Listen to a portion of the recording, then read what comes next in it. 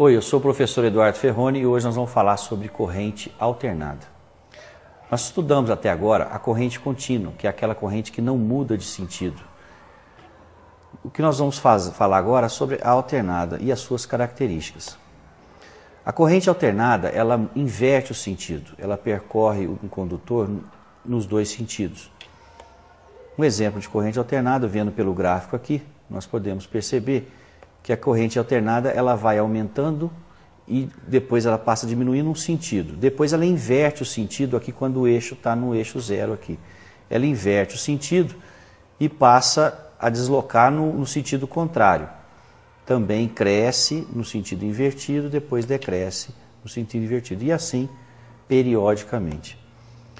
Bem, uma das características da corrente alternada, ela é a corrente mais utilizada no nosso dia a dia. E nós podemos perceber que existe na corrente alternada, por ela ser periódica, o que nós chamamos de ciclo.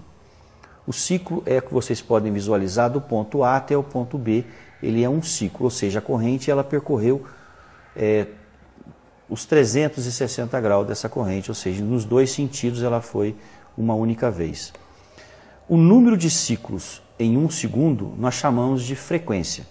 Então, um exemplo para a gente calcular a frequência, nesse gráfico vocês podem perceber que existem 5 ciclos num tempo de 1 segundo. Então, eu posso afirmar que essa frequência é de 5 Hz. No nosso dia a dia, nós estamos acostumados a trabalhar com frequência de 60 Hz, que é o que existe na nossa rede elétrica.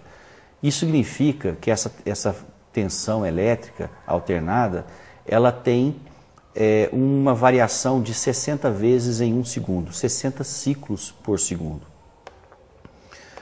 Bem, vamos fazer agora uma analogia sobre o que é ciclo e o que é período. Período é o tempo em segundos de um ciclo.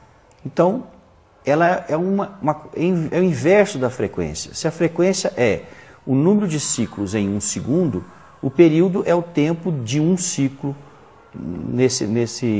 É o inverso da frequência. Vocês podem perceber que período é 1 sobre F.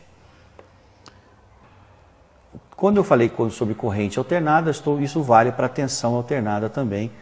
E eu espero que essa aula tenha ajudado os senhores a entender o que é uma corrente alternada e a diferença entre a corrente contínua. Por hoje é isso. Obrigado.